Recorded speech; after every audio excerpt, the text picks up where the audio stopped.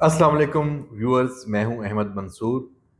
जो सूरत हाल है, जो मामलात हैं, वो एक तो अली अमीन गंडापुर के गिर्द घूम रहे हैं, क्योंकि इस वक्त पस मंज़र में चले गए हैं बानी पीटीआई। जो संगजानी जलसा था उसके बाद गिरफ्तारियां हुई। वज़ीर आला खैबर पख्तूनख्वा 8 घंटे मंजर से गायब रहे, कहाँ रहे, फिर पेशावर में नमूदार हुए। वो सारी कहानियां हम उसकी कुछ तफसील बता चुके हैं, उसमें भी बहुत सारी चीज़ें आनी बाकी हैं। और फिर एक पार्लिमान में एक बहस शुरू हुई मिसाके पार्लिमान के हवाले से। मुस्लिम लीग नून, Peoples Party, PTI, Mahmood Khan Achakzai, Maulana Fazlur Rahman, इस हवाले से पार्लिमान को मजबूत करने के हवाले से, मिसाके जमहूरियत 2 के हवाले से मामलात को आगे बढ़ाते नजर आ रहे हैं। तो क्या है इसके पीछे? अहम डेवलपमेंट्स हैं, मामलात गंभीर हो रहे हैं, चीज़ें मज़ीद गुंजलक हो रही हैं। और आने वाला जो हफ्ता है, अभी तो 2 दिन इसके, एक दिन तो कम से कम पड़ा है, और आने वाला जो हफ्ता है वो बहुत अहम है। हमारे पास कुछ मालूमात आई हैं। एक तो लेजिस्लेशन के हवाले से पार्लिमान के अंदर जो होने जा रही है, कोशिश है, मैं इस वक्त दावा नहीं कर सकता कि लाजमी हो, यह है आईनी तरमीम, बंदे चाहिए इसके लिए 2/3 अक्सरियत। मौलाना फजलुर रहमान तो नागुज़ीर हैं इस वक्त उसके लिए, और जो हमारी इतलात हैं, मौलाना इस वक्त तक राजी नहीं है। मौलाना ने अपना पूरा वजन ओपोजिशन यानी पीटीआई की तरफ डाल दिया है अचानक।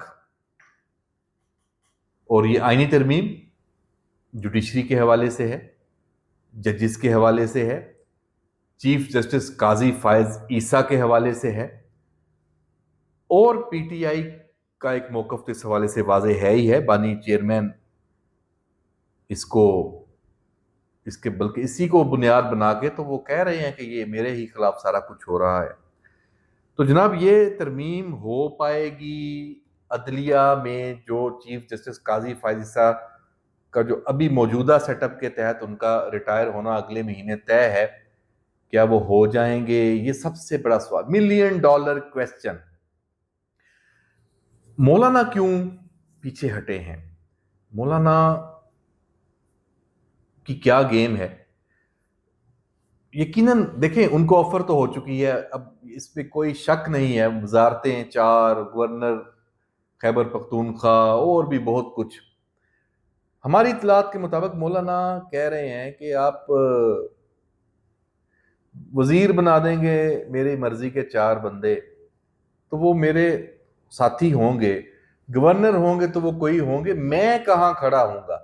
मौलाना अपने लिए कुछ बड़ा मांग रहे हैं, मैं आपको ये बता रहा हूं। बिल्कुल क्लियर बात है ये कुछ लो और कुछ दो। और पाकिस्तान की तारीख में ये हुआ है, जब भी कोई अहम तरमीम हुई है उस पे इसी तरह की गेमें हुई हैं, तो अभी भी हो रही हैं।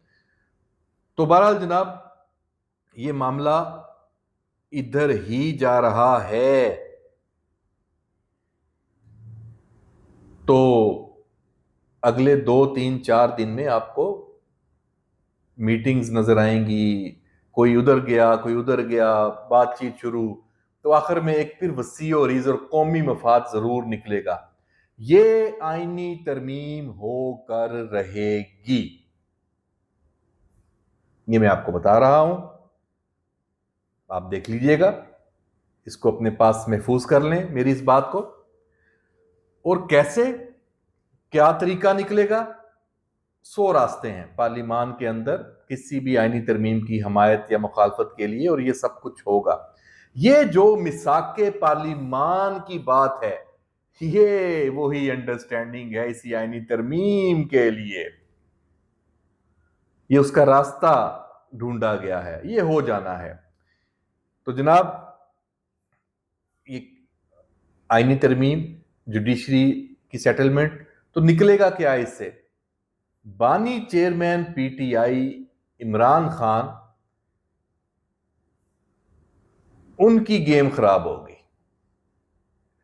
रिजल्ट में जो भी आए, बैरिस्टर गौहर भी ठीक रहेगा, हो सकता है गंडापुर, अभी उसमें भी मेरे पास इंफॉर्मेशन है, वो अभी मामला तभी ठीक नहीं हुए, उन्हें जो दिखाया गया, जो बताया गया, जो आज उन्होंने बातें की और अफगानिस्तान के हवाले से और दोबारा धमकियां और चीजें कि हम उस पर भी आज बात नहीं करते, क्योंकि उस पर मैंने कुछ इंफॉर्मेशन के लिए राब्ता किया हुआ है। जैसे ही वो मेरे पास आए, मुसद्दका चीजें हुई, मेरे जराए ने मुझे बताया कि ये ऐसे है, और जिन जराए का मुझे पता है कि वो कभी गलत खबर नहीं देते, तो फिर मैं आपको उस हवाले से बताऊंगा, उस पर तज्जिया भी सामने रखेंगे। अली अमीन गंडापुर पे अभी कुछ आने वाले दिनों में मजीद फोकस रहना है। वीलॉग्स मैं भी करूंगा, आपको नजर आएंगी चीजें, खबरें उधर से आएंगी, इसमें कोई शक नहीं है। लेकिन जो सूरत हाल है एस्टेब्लिशमेंट के साथ मुज़ाकरात की, खान साहब की, कि दरवाजा बंद किया, उसमें मैं एक नई खबर लेके आया हूं आपके लिए। वो मैं अपने इस वीलॉग में आपको अभी आप बताता हूं कि एस्टेब्लिशमेंट की जो मौजूदा रजीम है, क्या वो इमरान खान से बातचीत करना चाहती है, कर रही है, या करेगी? बिग नो, बिल्कुल नहीं, कतन नहीं। ये चैप्टर क्लोज हो चुका है। इमरान खान की ना कोई शर्त मानी जाना तो दूर की बात है, सुनी भी नहीं जाएगी। ये मैं आपको बड़े वसूख से बता रहा हूं, कुछ ऐसा नहीं होने जा रहा।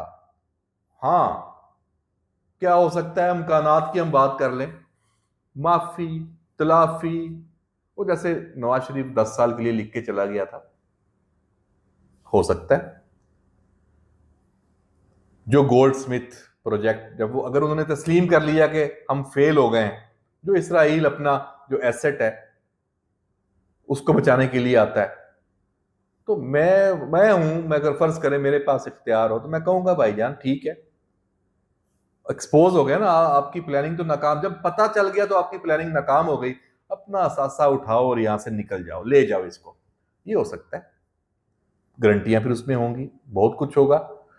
तो बहरहाल मुमकिनात में कुछ भी है, लेकिन अभी ऐसा कुछ नहीं है जिसको हम कहें कि ये होने जा रहा है। अभी क्या है, अभी 9 मई के मुकदमात हैं, आपको फेस करने हैं।